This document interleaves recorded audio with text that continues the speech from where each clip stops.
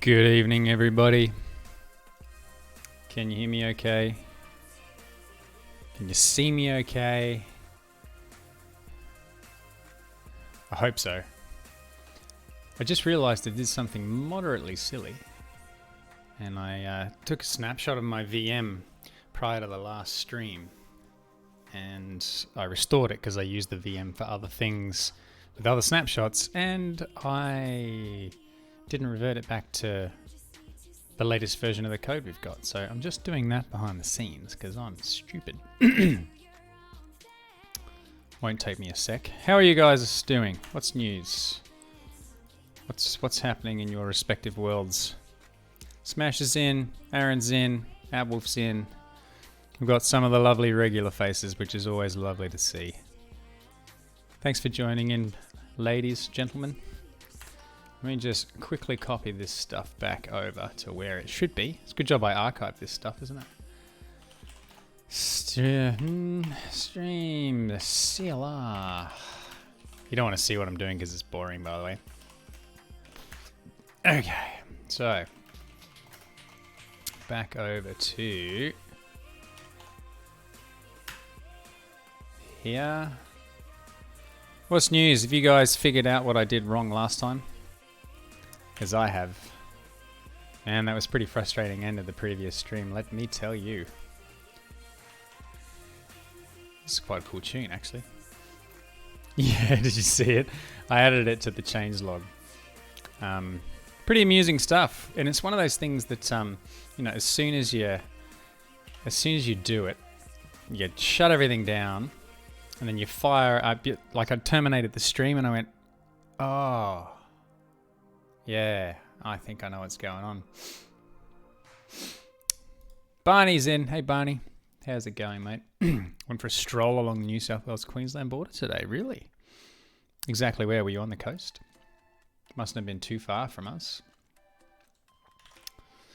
All right, so now before we continue, we must ask the important question. Does everyone have their tea? Everyone got tea? My tea tonight is Melbourne breakfast. I decided to have something a little more, I don't know, different, a little different. Bit of vanilla flavour. Not too bad. What do you guys got?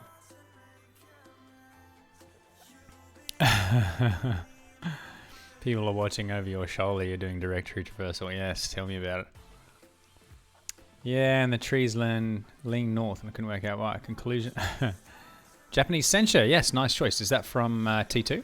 Or did you go like a fully authentic brew for that? I don't have chocolate tonight. I'm being a good boy. I think I've already had enough chocolate today. That's part of the reason why I've decided to not go for it. But anyway, enough of my ugly face. Let's move over to Visual Studio. T2. Yep, I've got a good stash of that too, Aaron. It's good stuff.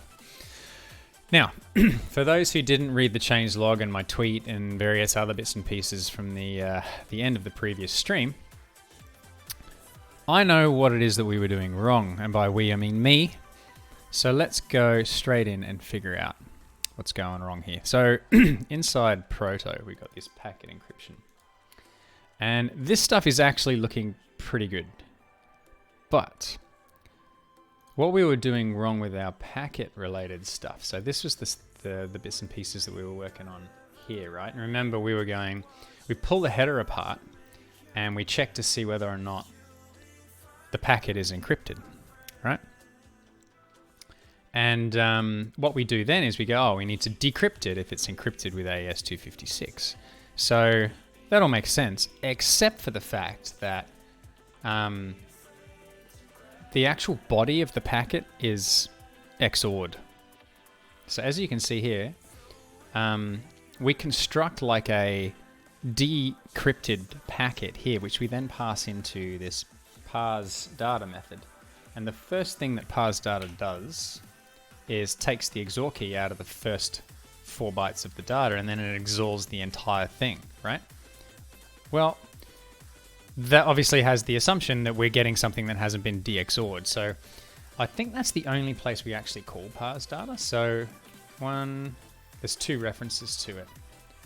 So this one here, where we construct a packet out of a number of bytes, but you'll find that this is actually only used inside our test application, where we have some sort of pre-parsed byte blobs. So what we need to do is effectively move the XORing maybe up 1 level, because here we want to de-XOR it before we decrypt it, right? Good evening to you. Everything is fine as you see. Yes, that, how do I say that? Is Athul. I really need to zoom in because my eyes are playing silly buggers on me. And Mugu's in as well. Greetings to both of you. Thanks for joining in on stream. Lovely to have you again. So I need to move this, or basically what we need to do is, when we know that the packet is encrypted, we need to de-XOR it, then decrypt it, and construct our packet body. Now, to validate that this is what I was doing wrong, at this point here, I XOR'd it, and then re-XOR'd it before sending it back down to parse data to validate that things were actually working. So that's a dumb idea.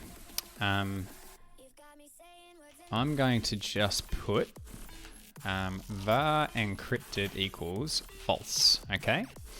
And here, I'm going to leave all of this stuff as is, but I'm going to go encrypted equals that, okay? So that basically says we know whether or not something has been encrypted. So now, you see we're constructing a new packet just here, right? Now this packet body needs to be de-XOR'd first, okay? So before we do any of this stuff, we're going to go and do something along the lines of this. Now, I want to de-XOR it first, right? So we kind of can make the assumption at this point that the body is 4 byte aligned at the start. So, and we know our XOR key is only 4 bytes, so we don't have to keep track of offsets into the packet to make sure that we're XORing the right bytes. So we can actually go XOR bytes, XOR key, and give it packet body, right? And then, oops, I got to give it ref packet body. And then we can go if encrypted, oops, encrypted, then we can just go and decrypt it. Otherwise, we'll just construct, we see here we're actually passing in the header. We don't actually care about the header at this point, right? So we can just basically give it the packet body here instead. And we don't actually need to pass in the packet encryptor anymore, right? So let's get rid of all of that nonsense and give it packet body, right? So that means in our parse data method, we don't want this anymore. And we don't need to do any of the XORing. We can just assume that what we're being given is already de-XOR'd, if that makes sense. Crikey, there's a lot of comments. Say it however you want, just made up name. Oh yeah, that's right, we did speak about that last time. Well, I'll call you Bob then. Thanks for coming in, Bob. Null Cult is in as well. Good evening to you. Smash, do we need the ref in parse data? So, I had a bit of a battle with this when we first started. Without the ref, it wasn't actually modifying. It wasn't actually modifying the value that was passed in. It's like the array was being passed by value, not by reference. So I'm passing in a reference, 1, to reduce copying, and 2 is to make sure that when we were actually passing the array around, that it was doing the things to the array that we were giving it, and so the value was persisted across that call. So yeah, well, that's what I thought. Array is a reference type, but it wasn't behaving like that. So let's come back to that in just a minute, Smash. Yeah, it was really weird. It was really weird. But let's come back to that anyway. Currently learning C, doing my Python conditioned brain in. Yes. Well, you know, in some ways that's a good thing. Has anyone noticed my my hoodie? Can you see? Oh, blocked by the microphone. Shout out to the KiwiCon crew, wonderful humans, past and present. Okay, so let's build that for a second, see what happens. We got an area here. Oh, yep. So we don't need this anymore because we're going to assume that we've actually been given something that's de-XORed. Now we're probably going to get rid of this because we're not actually going to be having the test-related code behave in this manner. So yeah, it was pretty good, hey. All right, let's get rid of that, actually. Hey, it's not even called. Oh, that's because the test console doesn't have a reference to the project anymore. Aha, that's why. Okay. Righto, so that builds and succeeds. So what we need to do now is... Oh, there's one other thing that we needed to do in our packet encryptor. Now, this padding mode. Prior to this, we had either none or whatever it is, PKCS7. It needs to be ISO 10126. So I thought I'd undone that, but I clearly hadn't. So let's actually see what happens when we try and encrypt this stuff now.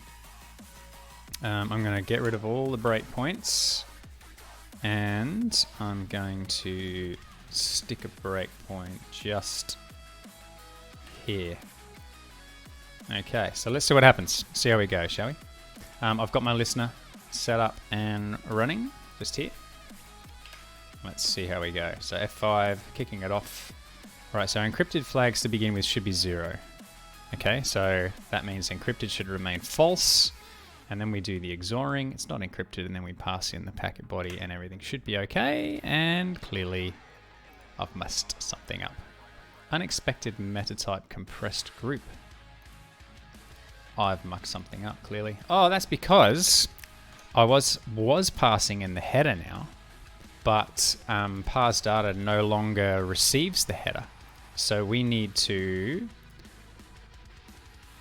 go all the way beyond this,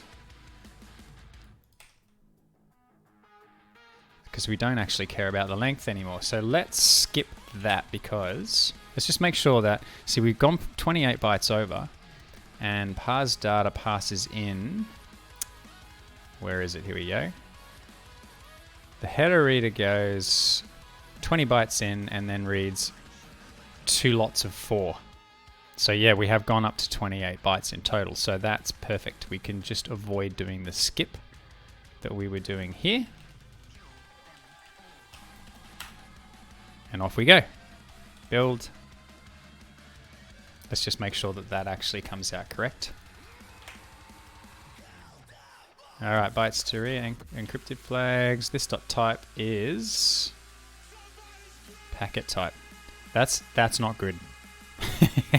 Not gonna lie, that's bad news, and this is gonna break.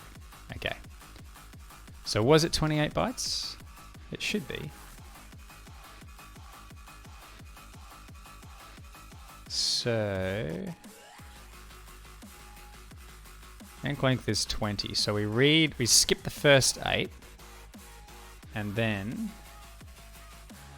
encrypted flags equals that. So that's 4 bytes worth, and then that's another 4 bytes. So that's 20 plus plus. So that's 28 bytes worth. So the packet body should be reading everything but then there's the type that should be left, right?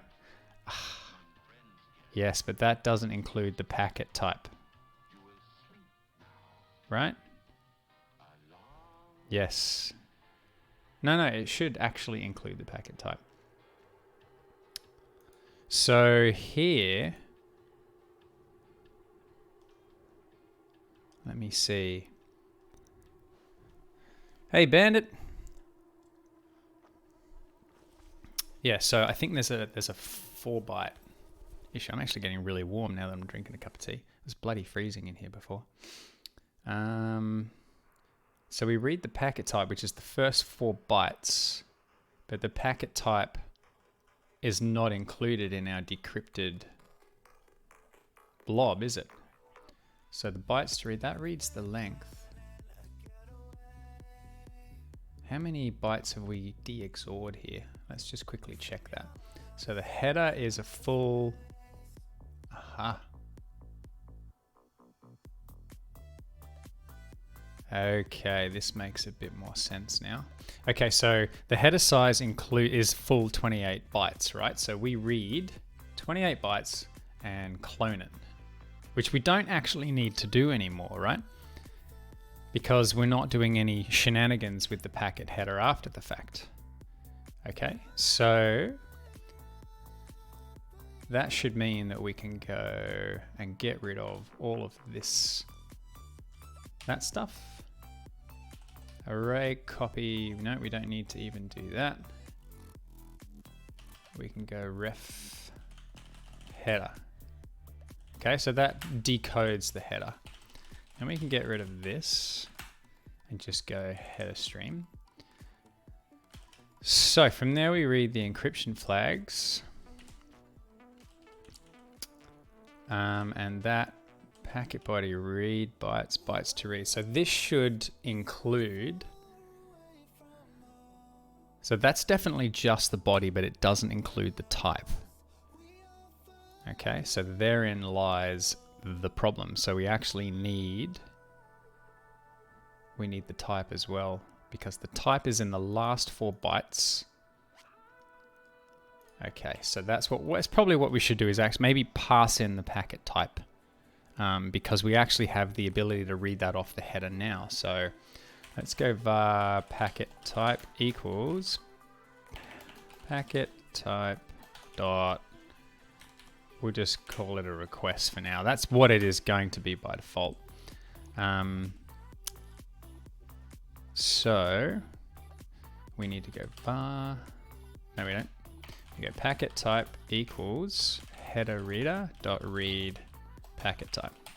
So that will give us the packet type, which we can then pass in here. Packet type. So there we go. Let's go packet type, and then here we can just move this to this dot type equals type.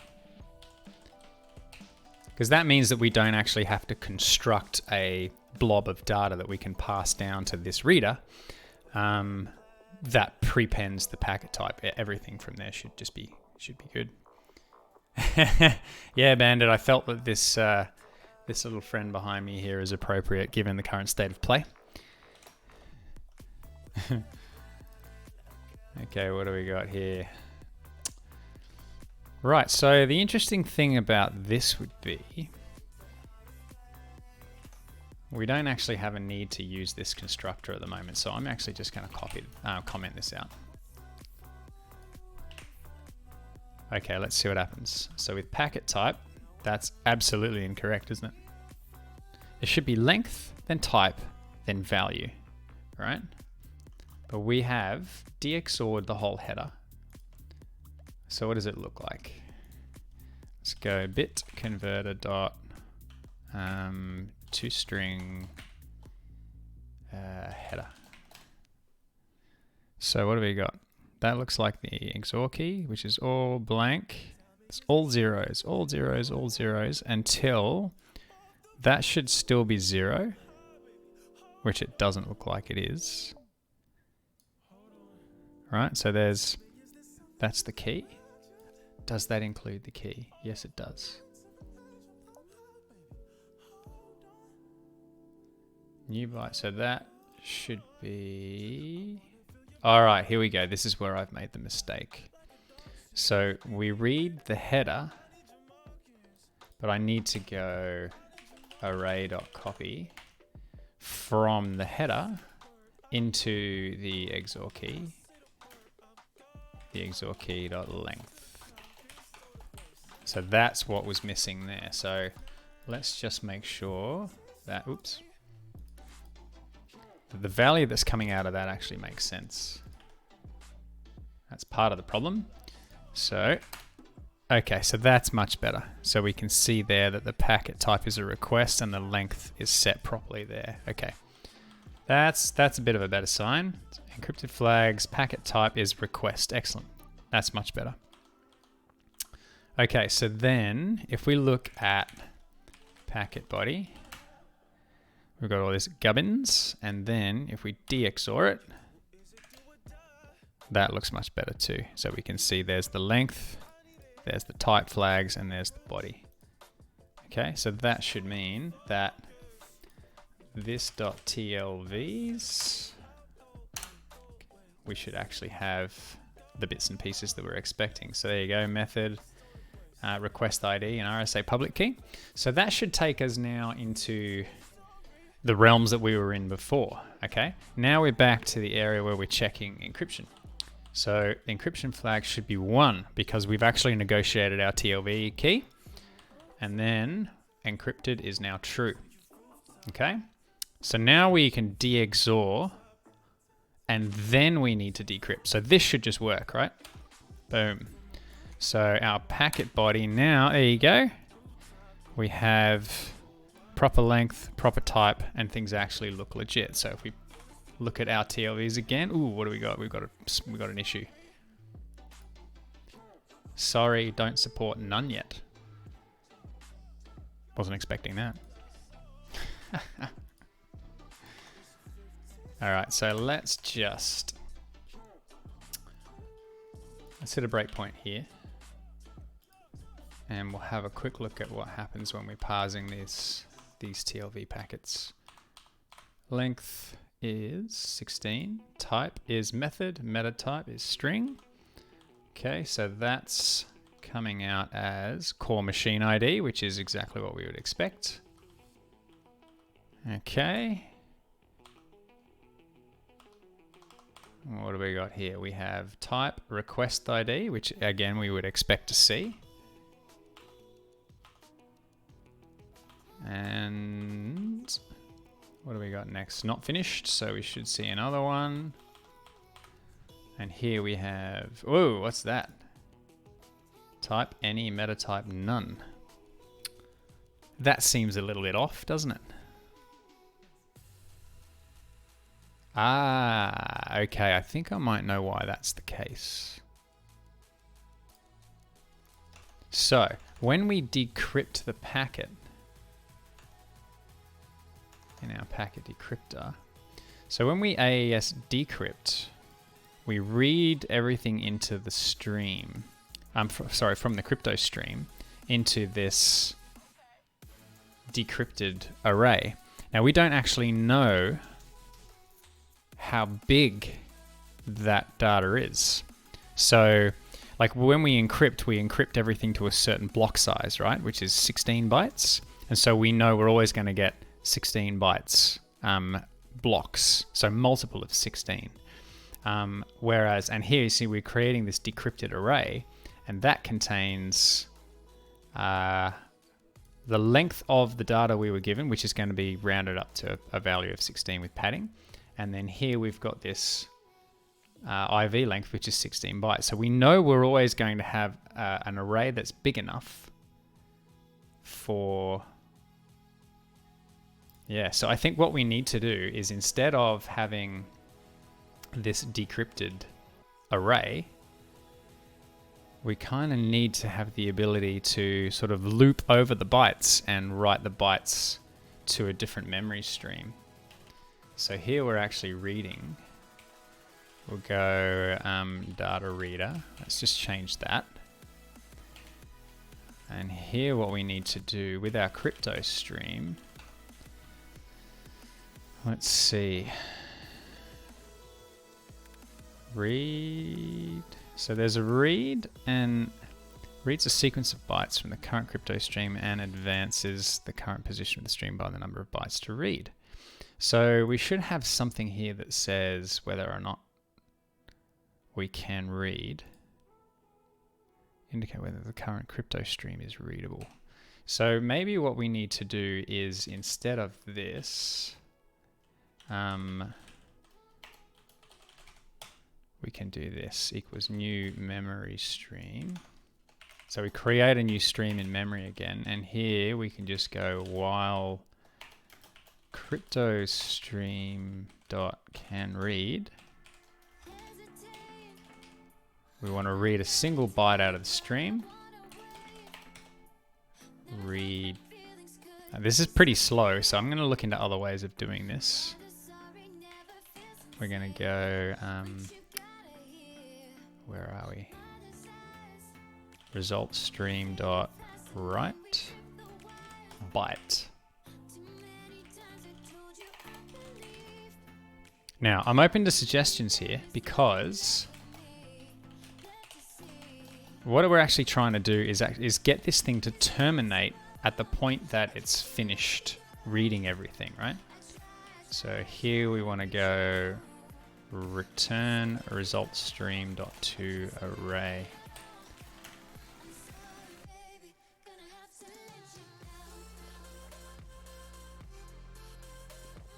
Yeah, I don't know. That was the one that worked. All the other ones that I tried didn't work. We'll play around with that padding in just a minute. But what I'd like to see is whether or not the result stream here does what I think it's going to do, and that's not return something that is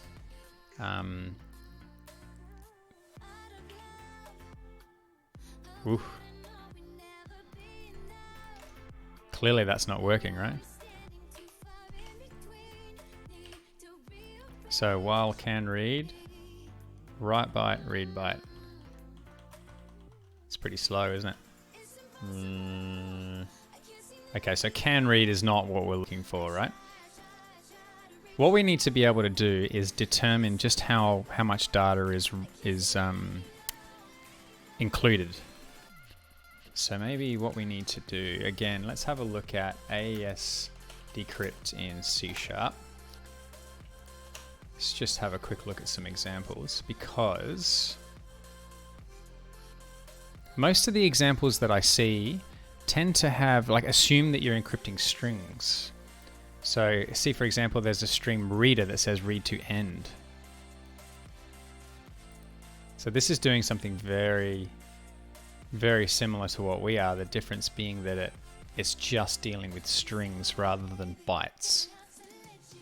And that's part of our problem, because we can't just assume it's a string. Well, so did I, Smash, but here is the problem. We are, by using what we were doing before, so we were using cryptostream.read, right? You have to give it an array, an offset, and a count, which means that we need to provide an array that's big enough to fit it, right? That means we need to know the array size. Sorry, I'm really warm. I'm going to have to remove a layer. Just give me a sec.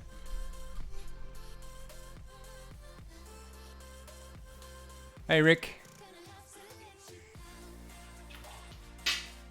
I'm actually warm in winter.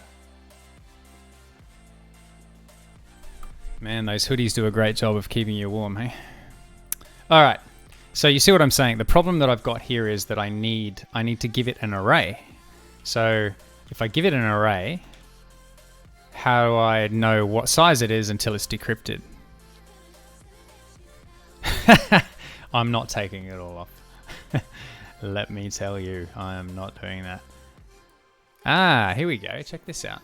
Updates the underlying data source repository with the current state of the buffer and then clears the buffer. Yeah, that's not really what we're looking for either. So you see what I'm saying? Like, the return value. Yeah, I suppose.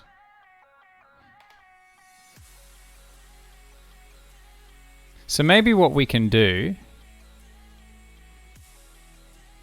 No. Remy, it's not. We can't guarantee that. That's the reason that we have padding. How about we do this, right?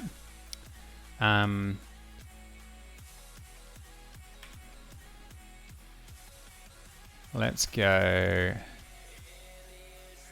What I actually want to do is keep writing to the result stream, reading blocks, yeah? Google says the same size minute that was used for padding. Yeah, exactly, but we don't know what's used for padding.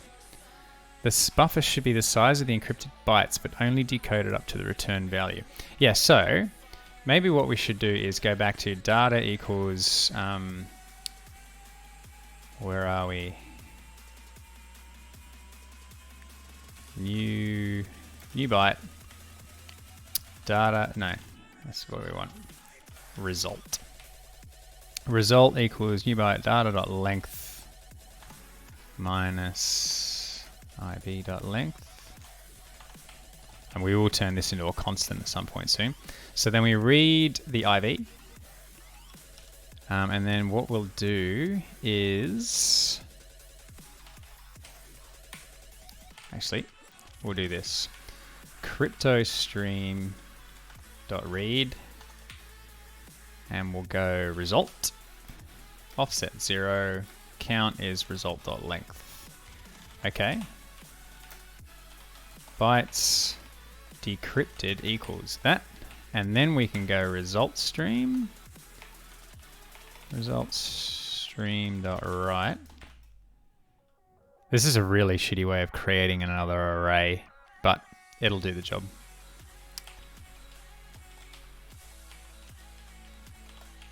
Let me just quickly do my formatting shenanigans for a second. If you create the plain text array to hold the data, the length of the encrypted data shouldn't that always be larger than the decrypted? Yeah, it should be larger. That's fine. The problem isn't that. The problem is that I don't want the shit at the end that's inside the array. So if we do this, if we write result, offset 0, count is bytes decrypted, and then return result stream dot to array. Does that make sense? You can see, like, I'm trying to come up with a nice way of pulling an array out of this without duplicating too much nonsense. Okay, so bytes decrypted was 65, which clearly isn't a perfect 16. So here we go. Let's just see what this does now. We should get the first 3 TLVs out, first 2 TLVs. There you go, it's finished. So much copying. Did that do the thing? No, it didn't. It was close though. There are no sessions. Why are there no sessions? What do we got now? View details.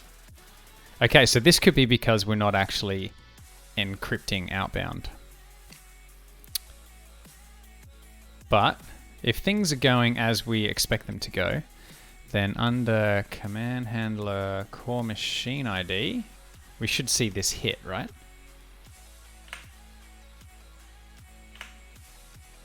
Cool. Okay, let's just ignore that for a minute. There we go. So we are doing the core machine ID thing. We can see that machine ID is exactly as we would expect. Okay, let's just see what goes on here. Now, at this point, we should be encrypting the data properly, right? Because the packet encryptor, you can see it has an AES key and it is enabled. So let's just see what's going on here. So we create our TLV data. So we do everything that we did before. Now the difference here is what we were doing before is we were just doing this TLV2 raw to the writer. And at this point now what we're doing is we're saying let's pass that in to this packet encryptor, right? So packet encryptor should attempt to encrypt. Oof. I don't know what happened there. Source array was not long enough. That's a bit strange.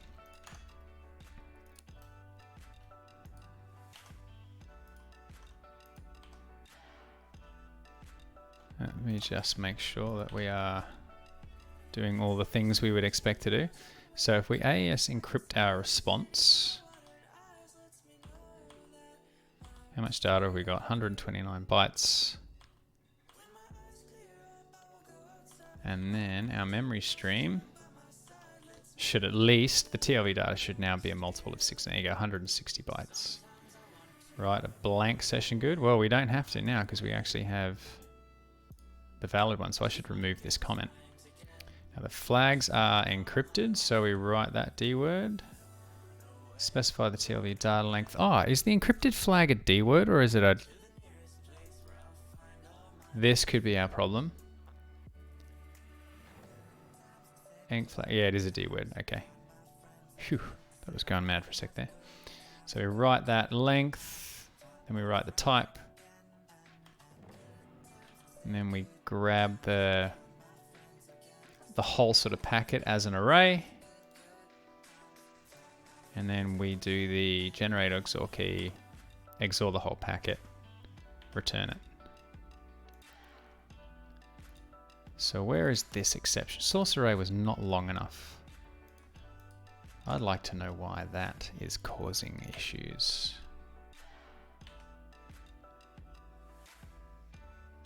Is that a timeout thing maybe?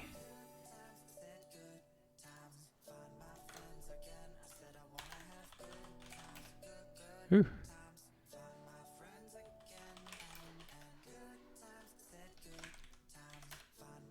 Ooh, look at this. That's a good sign. So we can see that Metasploit actually thinks that we have encryption enabled. Clearly something's not right. Let's just have a quick look at the call stack. Yeah, so much copying, maybe that's just grabbing the last byte of encrypted data. Yeah, maybe. What was the inner exception stack trace? That's exactly what I was about to have a look at, Smashery. So where are we? We are calling it from array.copy. I get the feeling this has got something to do with not enough data coming down the socket.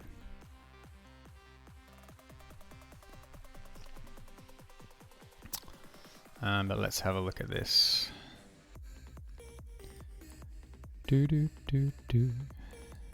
Bootstrap run packet dispatch loop receive packet.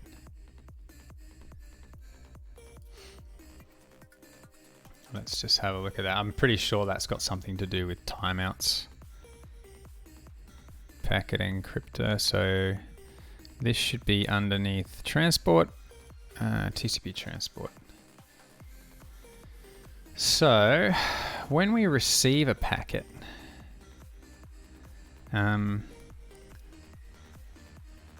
we actually pass this in, right? We go in here and we do this. I wonder if this has got something to do with timeouts. Because if the packet, like if we're not actually doing any comms across the channel, there's going to be a timeout, right? At which point we are assuming that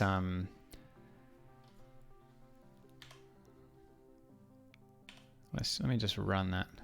What's interesting about this is that there's only one.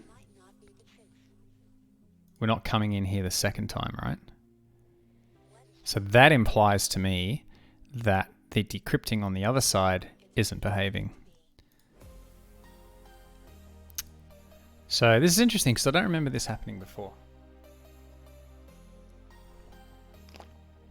Hey Gombos, how you going, mate? So Did we flex our problem? Yeah, did we fix it? Yes, we did. Or we're in the throes of just finalizing it now, mate.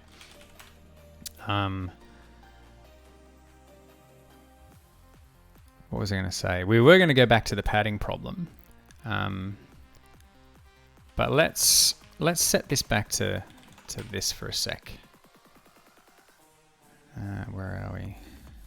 P.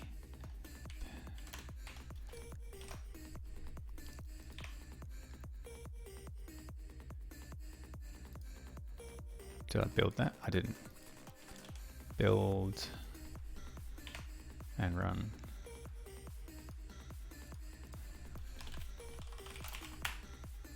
Right, there you go. There's your answer there, AtWolf. I thought I had to change it to ISO, but I changed it back to PK blah blah blah, which means that we can now get rid of this and just leave it like that. So you guys should know by now that I am actually an idiot. It does make sense, doesn't it? All right, so that's exciting because we actually have things behaving. This reminds us of yet another thing that we need to fix. But anyway, we now have a functionally, so I can just type BG instead of background for also habits. This excites me because now we actually have TLV encryption enabled, which is cool. So byte padding length, so stripping padding, whatever that last byte, which may be too much. Yeah. That was probably just me being flabbergasted after the last session, which was rather irritating. I mean, you kind of bare your soul when you live stream stuff, particularly when you're doing dev. And there's a lot of this stuff that, one, I don't know as much as I should, which is why we're sort of discovering this stuff as we go. And two, like you're kind of coming up with ideas and bashing code out, knowing full well that it's not going to be the final implementation, but you want to explain what you're doing and you want to explore without having people miss out. And I don't want to write any code without doing it on stream, because this is supposed to be like a full archive of how you might build a Meterpreter implementation. So I'm bearing my soul, and it's kind of nerve-wracking in many ways. So, but you know, I knew what I signed up for. It's all good. Let's get rid of some of these ridiculous comments now. Where was that other one? Was it in packet? Here we go, write a blank session GUID. We can get rid of that. We can probably add something here which gets filled in later. Write the session GUID. Specify the TLV data length. We don't need to specify that. We don't need to do that either. We can just group all those things together. Thanks, AtWolf. I'm glad you guys are still with me. But yeah, it's really an intimidating thing to do. I highly recommend giving it a go. Like, as scary as it is, it's fun. So long as you keep interacting with people, I think it's fun. It's fun for you when you interact. It's way more fun for people watching if you interact. It can be really dull if there's no interaction with people. So I agree, Bandit. And that makes me a really good learner, right? Because I make so many mistakes.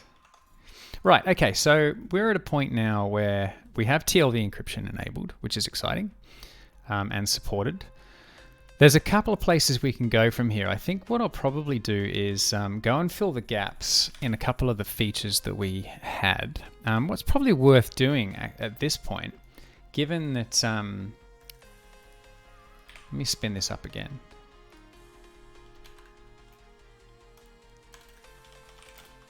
So when we call sysinfo, we're still getting this, right?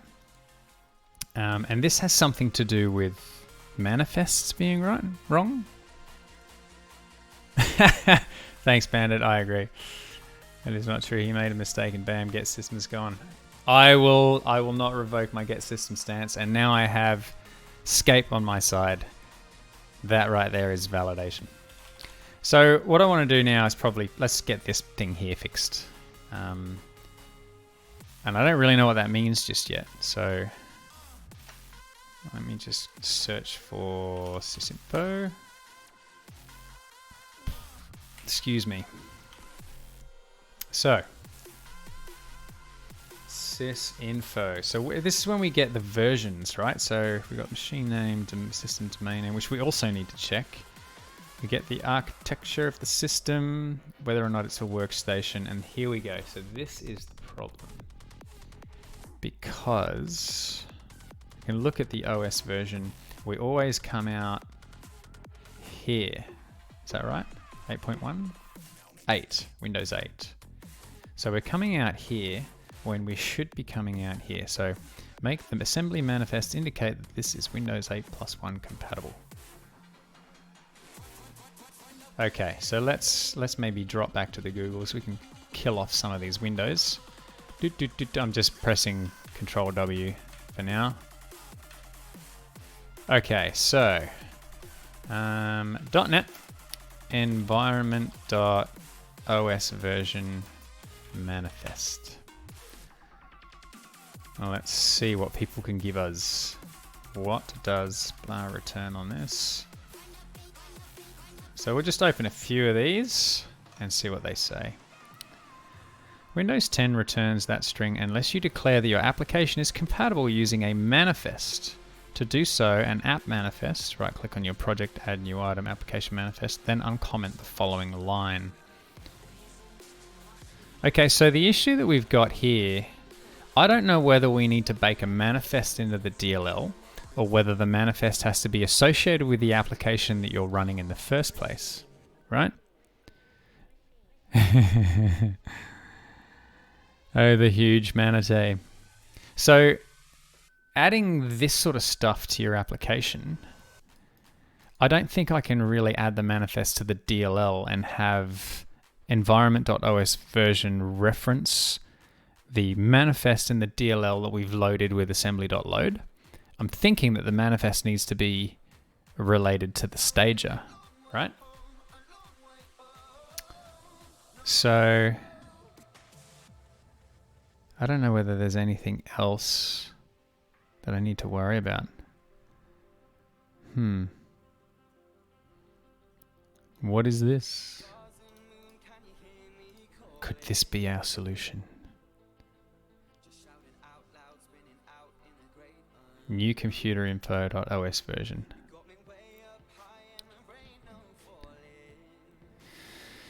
So Bandit, I actually don't know. I'm wondering if the manifest that's referenced is that for the application or whether it's for the DLL that it's currently running in. I wouldn't be surprised. If it was the application that's running itself, if you know what I mean. So if we were to look at our solution, I'm thinking because this is where our stage is running, I think it's this thing we need to add the manifest to, not the DLL, which kind of then sort of delegates responsibility of handling that to the application that we've owned in whichever way, shape or form that happens to take, which is a little bit worrying, right? But there was something here. Let's see. If you want to go a step further. This accepted answer up here. Caption. See, we don't want any of that. We actually want... We want to know actually get the appropriate version out of the version info. We'll tell you what operating system is. Gives you the human version example, blah, blah, blah. Inappropriate unless you have the app manifest that states supported OSs. Otherwise, you might get the entirely wrong OS version. So the funny thing is too that according to the documentation behind the native implementation of this, which is, where is it? Sysconfig should be in here, right? Get Windows OS version. So we've got this RtlGetVersion. Maybe we should do something along these lines, because this seems to be the one that avoids this problem.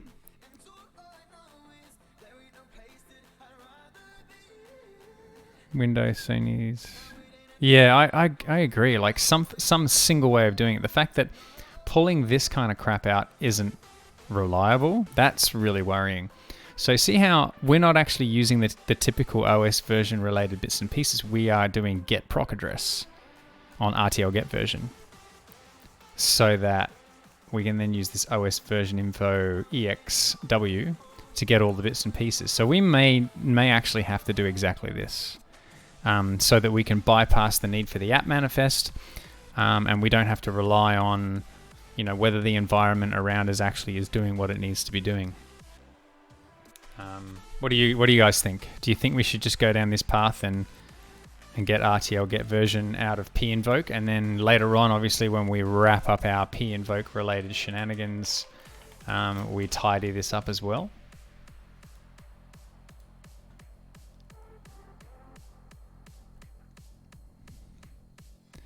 It's like one of those things I heard on why Microsoft skipped Windows 9 because there were mountains of code that checked. Yeah, exactly. Yeah, I heard about that too. Let's see. It's got to be a... here we go. Import NTDLL. So this is basically what I want. So I'm going to go, as much as I've said, I'm going to try and avoid p-invoking.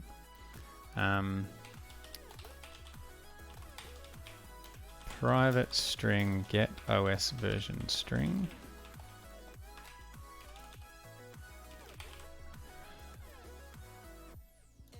Now, NTDLL. So according to this, it's just going to be a hard-coded string, isn't it? Yep.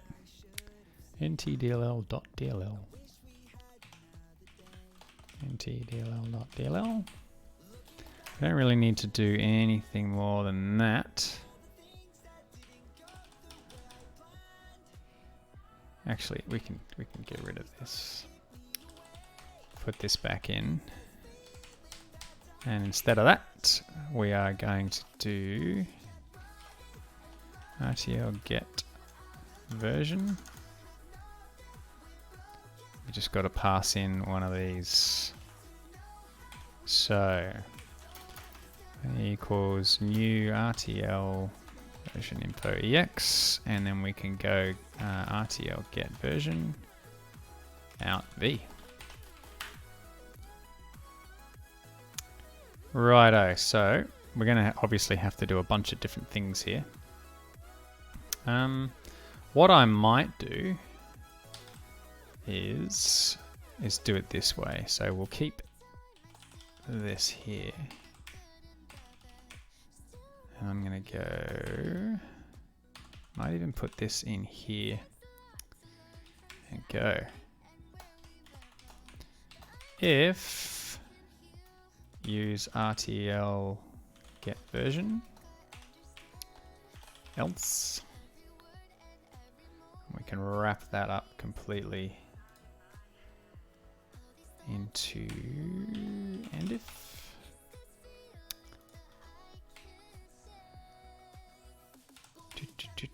And then I want to define that at the top, so let's just shove this in here for now,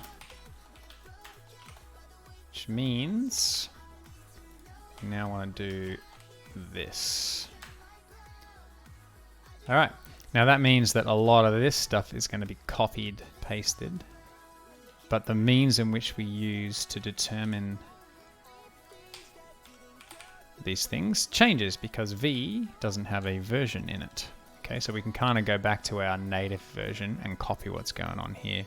So DW major version is what it's called. So if we go version.major,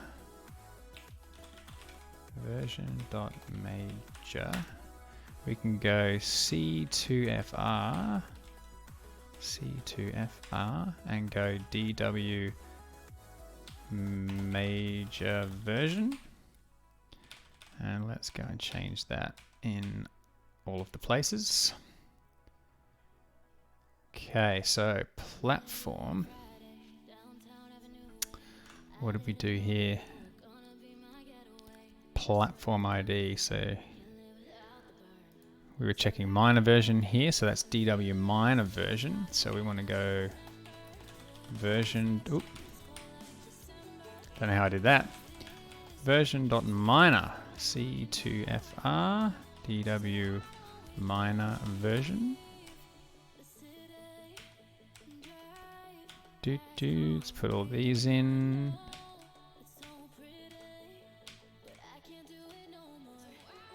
Okay. Gotta love how complex it is to simply get the OS version. Yeah, tell me about it. It looks like we're still supporting 3.5.1, but clearly this will never run. I'm just doing that for the sake of being clear. Right, so we need to find out what this value is.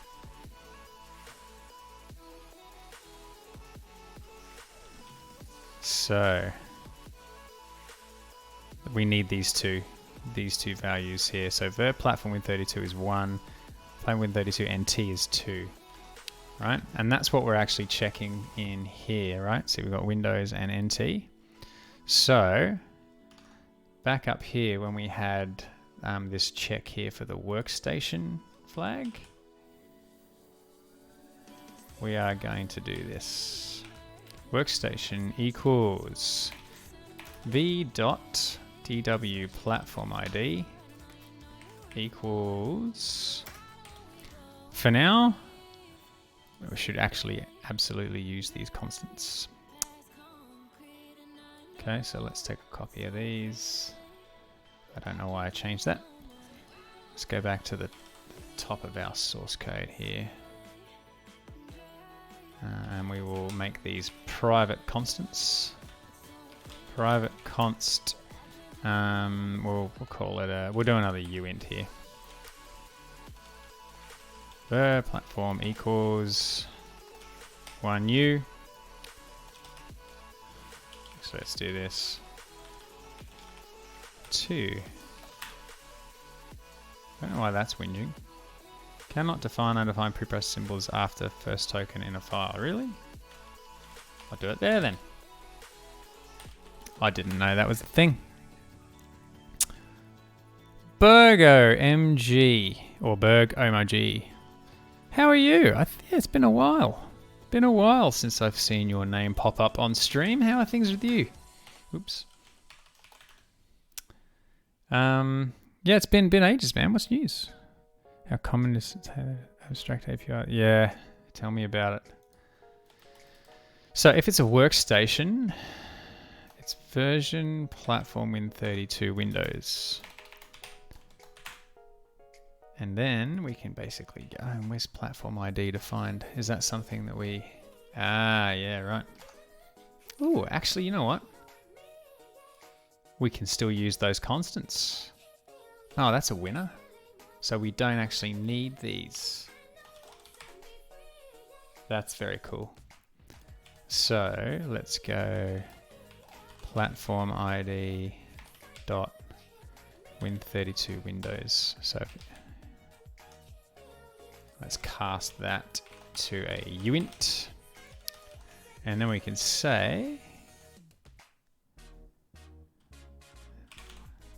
is workstation.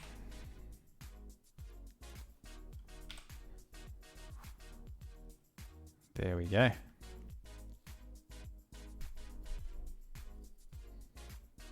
Is that the same thing?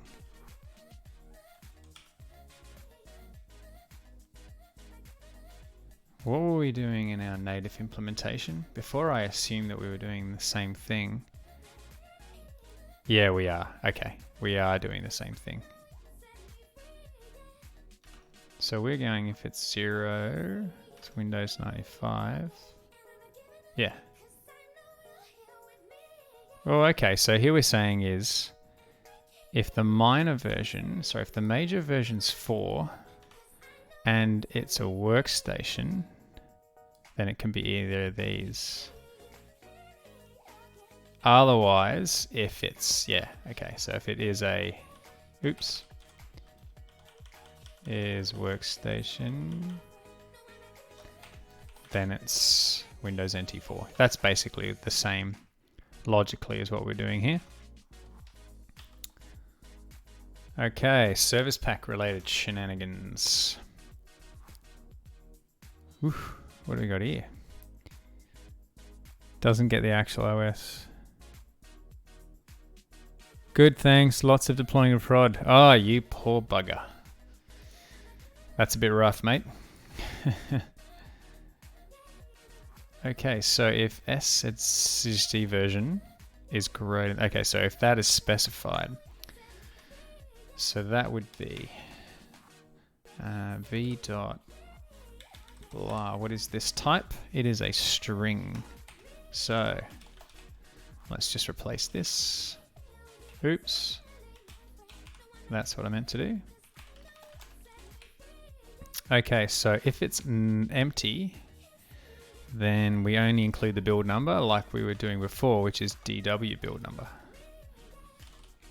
DW build number.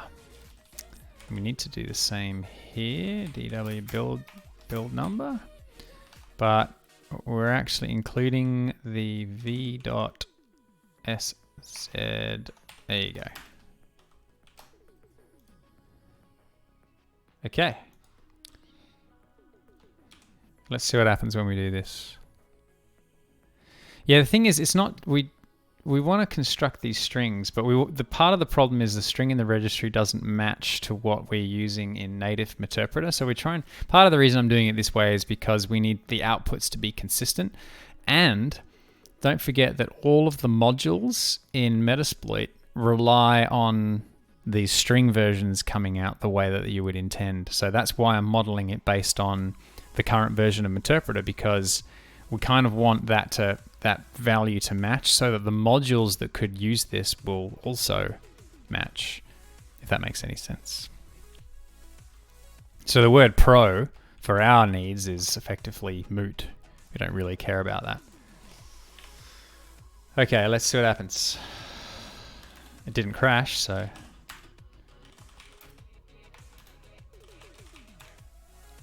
Ooh, unknown build 0.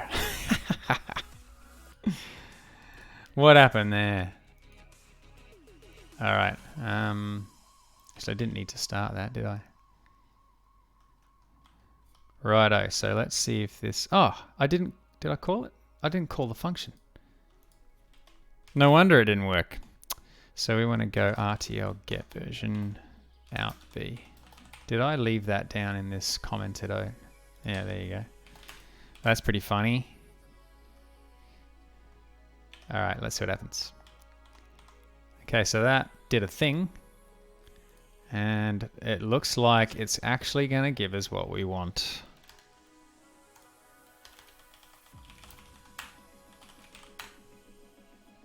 There's a breakpoint hit again.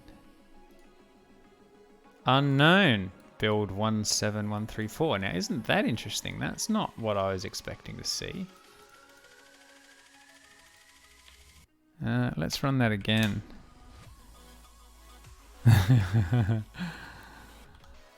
Alright, so let's just have a look at what V contains. So the major version is definitely 10, and there's no service pack. So major versions 3, 4, 5, 6. Ooh. This is interesting, right? Oh, this is me doing it wrong. Because according to... Oh man, why do I keep pressing the wrong button? I go here. According to this, we do check for 10, not 6. So 6 with all of that stuff is how it should be. Did we do that? 6. This needs to be 10.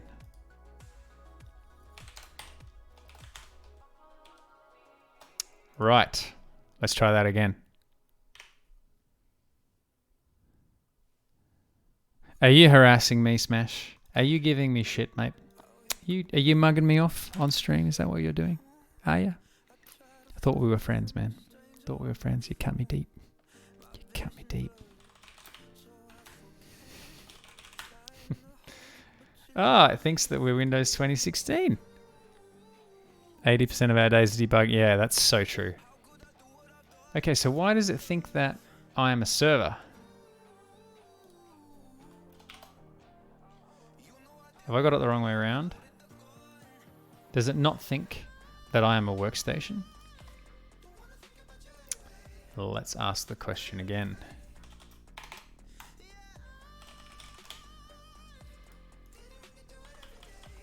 Are we workstations? No. So what's the platform ID? Platform ID is 2. Win32 Windows. Huh.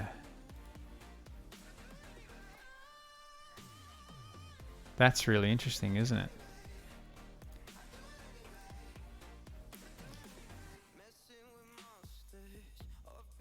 Product type. Okay, so we are not doing the right thing. Is that's not what I'm looking at, is it, at the top? I'm looking at platform ID, not product. Okay, so product ID. Hang on a minute.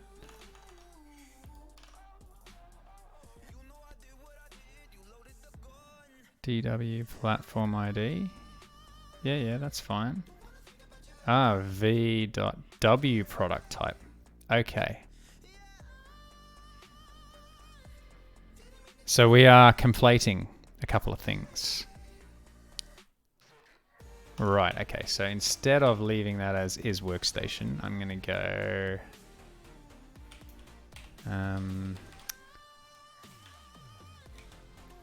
let's go v.dw platform ID equals platform ID dot Win32 Windows. So we'll put that back in because that was there before. Okay. So it's NT. Oops. So this needs to be Win32 NT. And then down here where we're doing is workstation, this is where we should be checking product type, which is not the same thing, right? v.w. Why is it not here?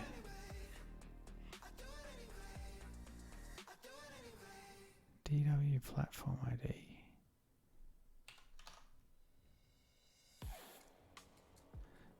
Maybe we're actually using this incorrectly. Well, let's make sure that what we're doing is correct.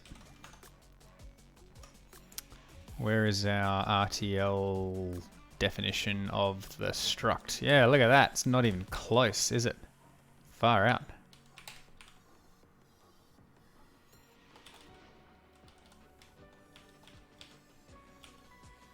Oops. Right, I'm just going to quickly rejig this.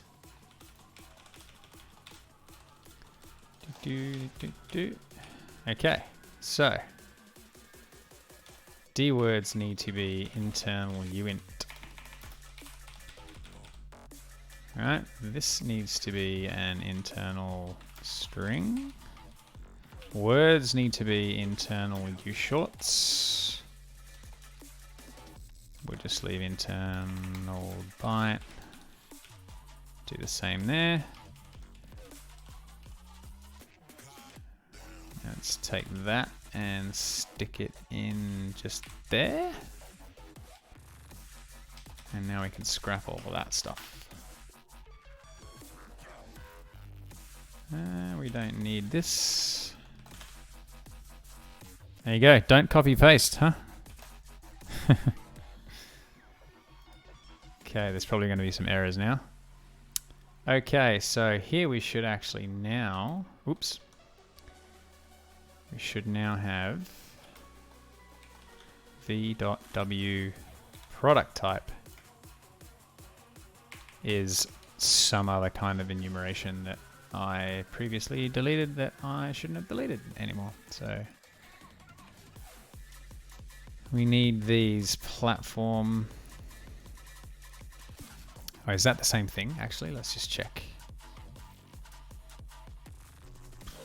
Product type ver nt workstation. Is that what is listed in here? No.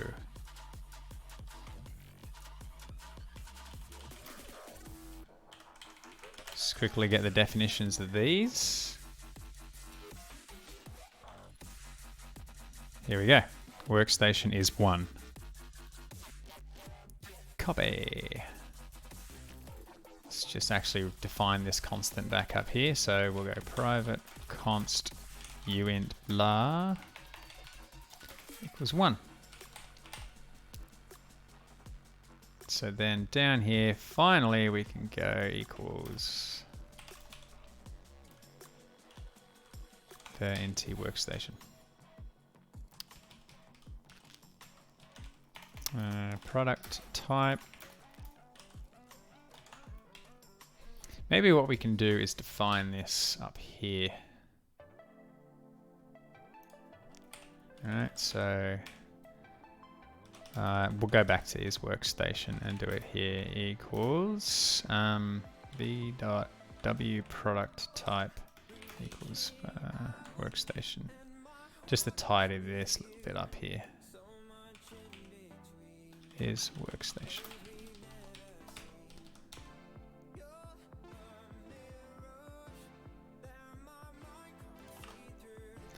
Okay.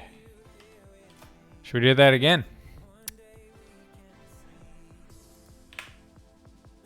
Let's have a look.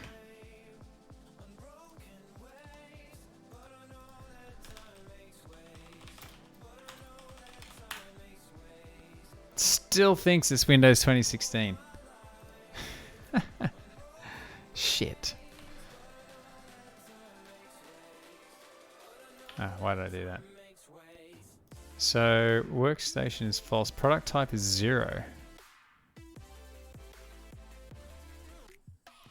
Did we like something strange is going on? Hey, all of these are 0 when they shouldn't be technically.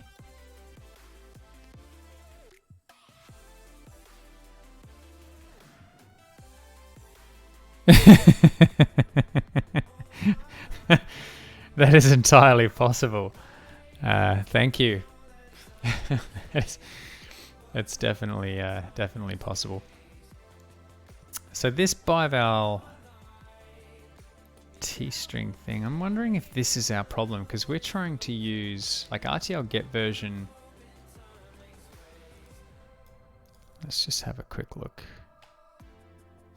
We actually want this.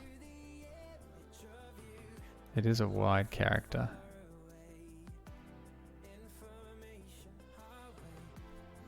That shouldn't change anything though.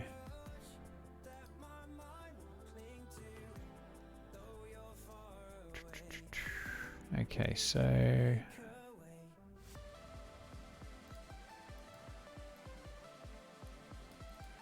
this isn't giving me what I want.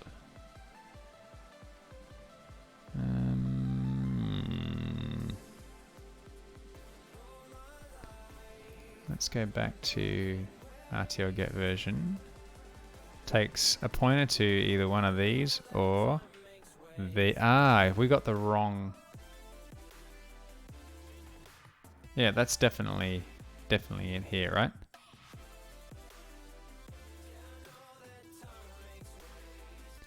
Let's just quickly validate that we got all these right. Edit. Stop. Okay, so uint, followed by the version, which is 128 bytes. Unmanaged type, bival t-string, which should be a wide string. A 2-byte null terminator Unicode character string. That's probably what we need to specify. U short, blah blah blah. Okay, so that's all good. I don't think that's necessarily going to fix the problem for us though. How are we doing for times? Oh man, we're running out of time already. Whew. So version is null, which is actually better than an empty string. Platform ID is definitely 2. But product type is set to 0, which according to the documentation, product type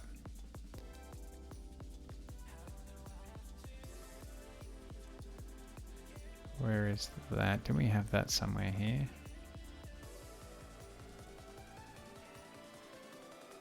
Yeah, so we're getting one. We should get 1, 2, or 3, and we're getting nothing. So it kind of implies that that's not working as we want it to.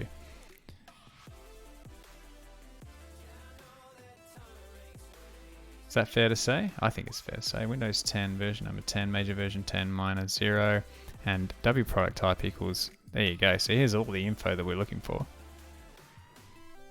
Check this out. All of these are using this product type. They're not using the platform ID. Isn't that interesting?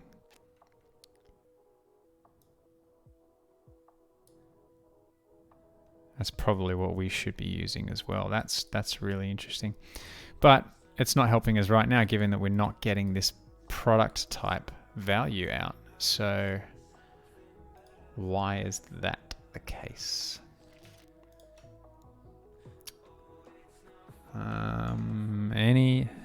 Hey Mins, how you going, man? Stream builder, points of interest. RTL. Get. Some tweaks to CLR covers the guts. I think it just needs updating the RtlGetVersion. Yeah. Which is pretty irritating. I don't know why we can't find any decent examples, because that should actually work nicely. Fine. Unresolved p invoke method RtlGetVersion.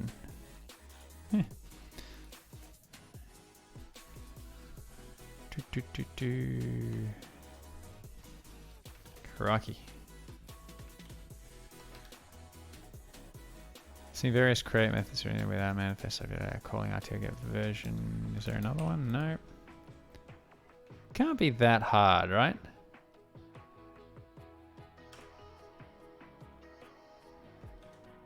Surely it can't be that hard. That can, I've just realized something. V. Smash, have you picked up on it? Completely safe and flexible. Yes, that's exactly what I think when I think about JavaScript and its type system.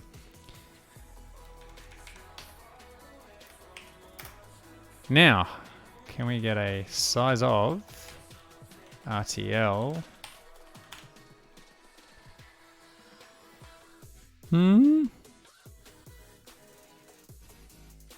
Smash, we forgot to add this. And by we, I mean you. That's your fault.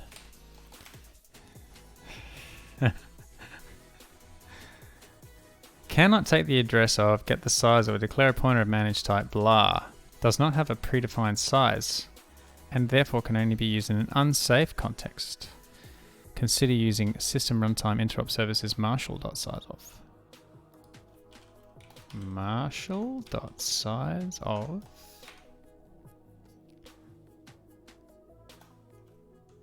Okay. V dot marshal.sizeof v. Can I do that? Returns the unmanaged size. Cannot implicitly convert int to uint.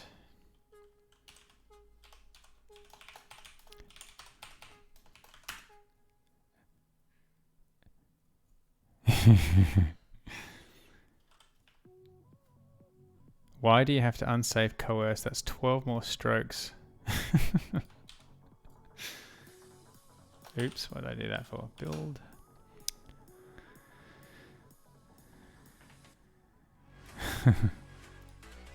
Let's see what happens now. It's still not done, is it? They're still blank.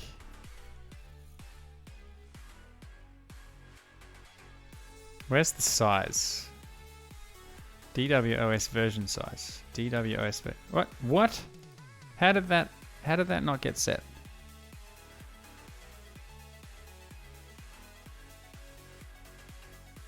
That's our problem. That's still being set to 0. If we can figure out why. Marshal size of returns the unmanaged size of an object in bytes. Okay. RtlGetVersion. Let's try that instead. How bad can it be?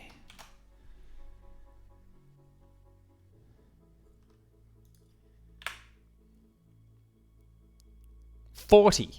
Oh, that's better.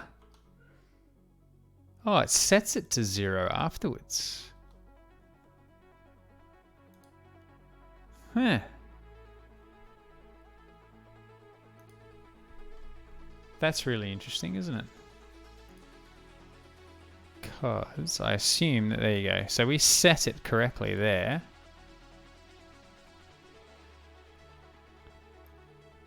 Why would it set that back? I am confused.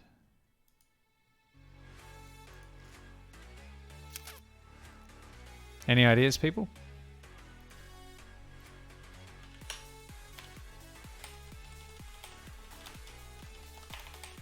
Any ideas?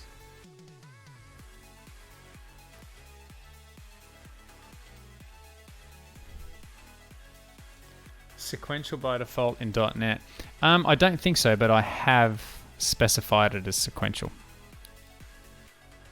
The thing that I'm confused about right now, though, is why passing in the info, like the size, is being reset to 0 afterwards. I wouldn't have expected that to be the case. According to the documentation, let's have a look.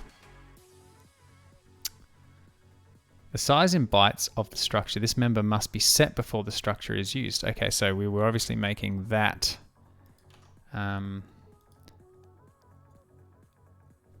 Actually, that could be a good point, Smash. How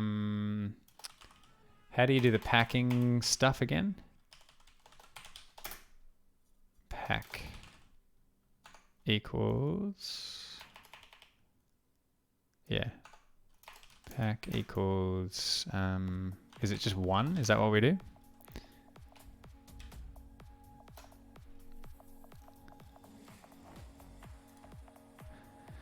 All right, folks, come on, chill out on chat. We don't need to be having a go at each other. Just let it go now, please. That's not what we're about. Okay, so we've now got 36, which is interesting because I didn't think it was 36, but oops.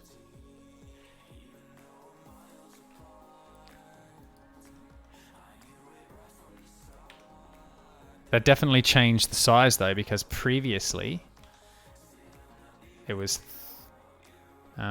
36. Sorry, previously it was 40 until we made this sequential pack equals 1. Thing is, like, we've got 128 bytes here, right? So I don't know, maybe I do need to, maybe I did that wrong, and that needs to be a bival, sorry, by, what was it before? Bival T string. That's probably what's killing me now, right? Let's have a look. What is our size? 156 bytes. That's a huge difference. And nothing happened. It still set it to 0.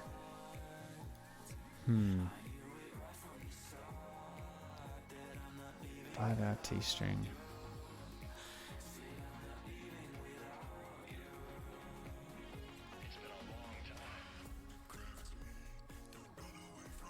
Yeah, look, seriously though, guys, like I appreciate it can be a bit of fun and it might be coming across differently to how it's intended, but we'll let it go now. We'll let it go. You think it should be 156? Did you just do a quick test? It says 156. But yeah, when I call it now, she don't like it. Internal, static, external. It's definitely calling the right function. Just counting on MSDN. Yeah, right. Well, what do we got? We got 1, 2, 3, 4, 5. 5 lots of 4, so that's 20. 1, 2, 3 lots of 2, so that's 6, that's 26. 28 bytes plus 128. Ah, that shouldn't be 128. That's 128 characters, right? That should be size const. Maybe this here needs to be not 128, but 256, because that's in bytes, right?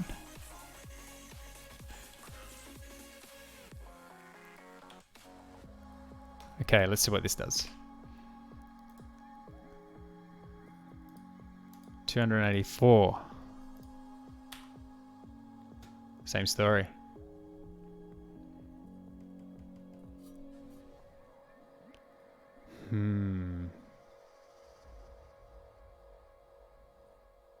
I'm really confused. Because I would have thought, you know, there'd be a check behind the scenes to go, if this is big enough to receive all of the bits and pieces, then... yeah. But it looks to me like it's clearly bailing out. This size doesn't seem to make any difference at all.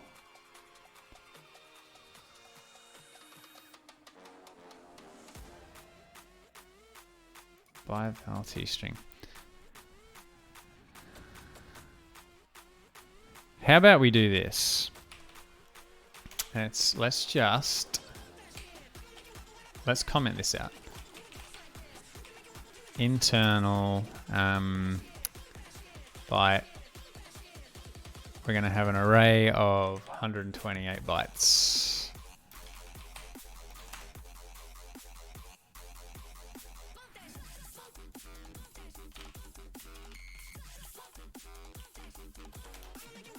Can I not define an array of this size?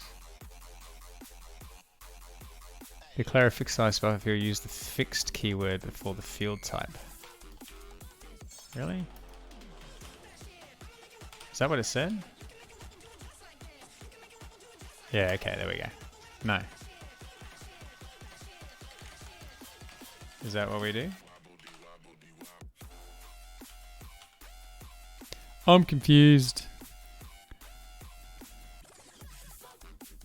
So, C# struct fixed. Fixed size buffers. Public char blah. Public fixture blah. Okay, I see now. That makes... I don't think I've ever done that. Internal fixed byte. That's exactly what we just did. Oh, it's got to be unsafe. Internal unsafe. There we go. The unsafe may only appear if compiling with unsafe, which I don't really want to do. Okay, so is there some other way that we can do this? Following struct is 8 bytes in size. Path name array as a reference. Buffer with a fixed size buffer is useful when you write methods to interrupt the data source language.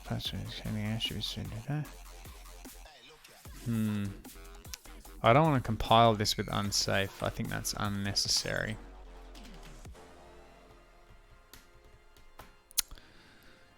Public fixture, yeah.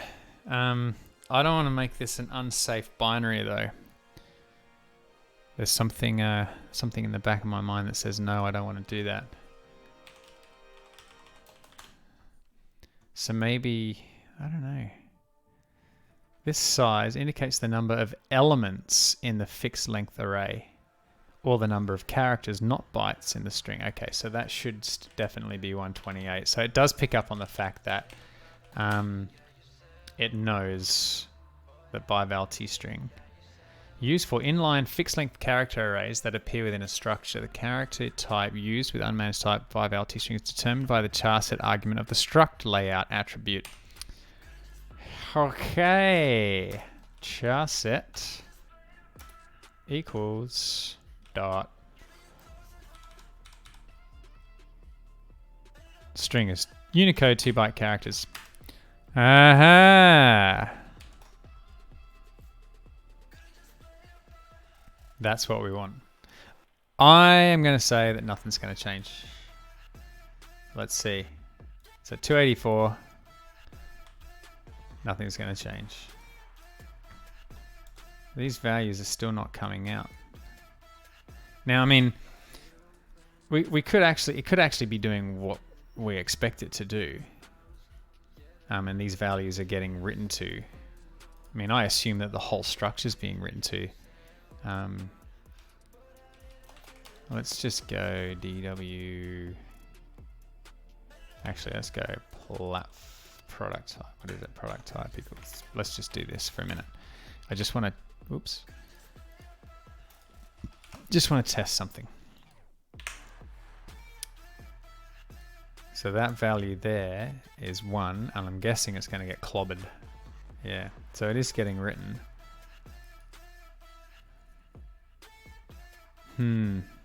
So if we set reserved, build that. The reason why I'm doing this is because I want to see if the very last byte, which is reserved, gets overwritten when we make the function call. Yep, it does. So it is, the whole structure is getting written.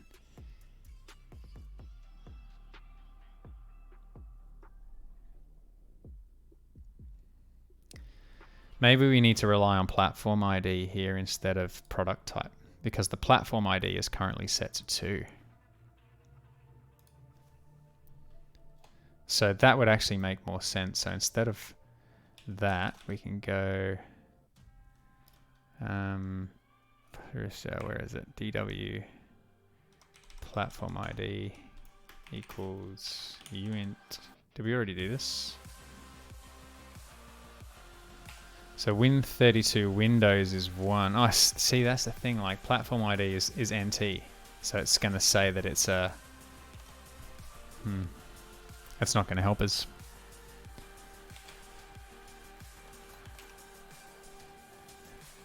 So Remy, if we do the same thing, right? So remember this was 284.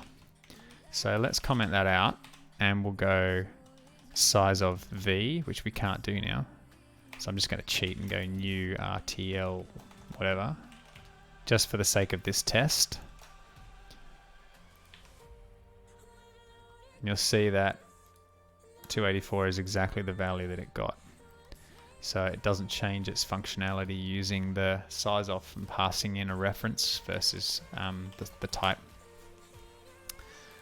So yeah, we're still kind of in a world of hurt. So we don't have the ability to properly detect if something is a workstation, which is kind of bizarre, because I'm pretty sure that if I run a native Meterpreter payload here, we're going to end up. Yeah, exactly. Desktop and server can have Win32 NT. You're right, Virgo. So we definitely need to reference this product type, but it's not getting filled. So here's a question. Is our current check for a workstation here good enough? So if we ignore that and go, is workstation here, is that good enough? That's not going to solve the problem of other fields that we may rely on after the fact, like service pack numbers. So this claims that it is a workstation, which would mean that inside MemSF Windows 10, is that what this actually, this build number is? Let's have a quick look. So Windows 10 Pro,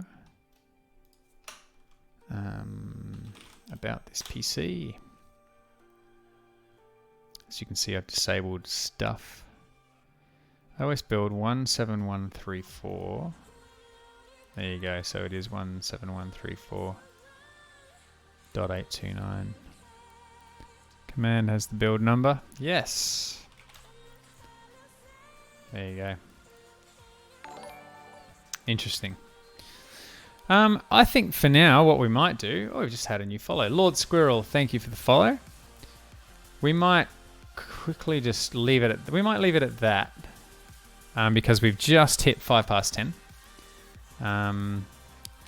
We're going to get rid of this. I think we are going to have to stick with this RtlGetVersion, but I am a little bit intrigued as to why we're not seeing the whole thing get filled out. So maybe on their next stream, we'll kick off a native payload and see what values come out to see whether or not it can pick up on the fact that it is actually a native Windows 10 desktop version. So yeah, there you go. Lord Squirrel, sorry, I didn't see your question. We are, as Gombos has just said, we're building a new version of the Meterpreter payload in C#, targeting .NET 2 via, sorry, .NET 3.5 on CLR2 and .NET 4 on CLR version 4. Another follower, Osmosy, thank you for the follow. So let's revisit this again next stream. I might have a little bit of a play behind the scenes just to see what the current native version actually does. So that might sort of bridge the gap a little bit for when we do the next stream. But I'm a little bit confused as to why RtlGetVersion does not fill that value out. So, you know, and I don't want to spend hours and hours on stream just digging into an API like that and having it just not play along. So I'll have to maybe put a little bit of my own time into that. Those various programs in the taskbar after Wireshark. Okay, we've got Wireshark here. This is the 32-bit of IDA Pro, 64-bit IDA Pro, but these are version 6.9 of IDA. Then this is 2013 Visual Studio. Then we've got Binary Ninja. Then we've got 32-bit WinDBG, 64-bit WinDBG, and the 64-bit of version 7 of the freeware version of IDA Pro. Visual Studio 2017 and Ghidra. So there you go. You should have your GitHub posted on the About section. That's probably a good call. I will add that, actually. I'll add that as an external link so people can see where all this stuff is being pushed. I do actually include it on stream at the end. I'm just going to go back to my ugly face up close. Hey. So when I go on the next scene, you'll see that there's a few links there. But I don't know whether I've even got the GitHub one in there. So, but you're right, I will add a link to the profile so people can see that. So anyway, thank you for joining in again and following along. I appreciate everyone's questions and comments and help and attendance, and except for Smash, because he's a jerk, for highlighting that I am in fact an idiot. But that's that's absolutely fair. Yes, this Ghidra thing is the NSA tool. Yep, open source reverse engineering thing. So that's a disassembler. It's pretty good too. Best learner, that's right, I am the best learner. I make so many mistakes that we can all learn from, so takes one to know one, does indeed. Anyway, just for those who are paying attention, so Mondays and Thursdays are when I'm currently streaming. I don't know whether I'm going to get to do another one this week or not, because I'm actually heading down to Canberra on Thursday. Do a couple of bits and pieces down there. So for those people who are hanging around in Canberra on Thursday night and feel like coming climbing, you know where we'll be. Hey. So I'll sync up with all you guys down there, and that'll be fun, and we'll resume streaming next week. But if I can, I'll try and squeeze one in maybe on Wednesday night as a gap filler. Alrighty, Blockhouse for the win. Yes, bring on the climbing. All right, folks.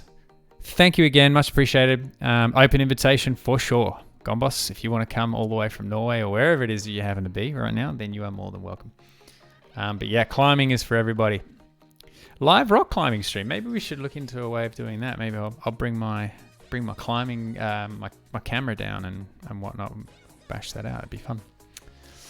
All right, that's enough babbling. Much love, peace. Be kind to each other. No more trolling. Be good. Until next time. See you soon.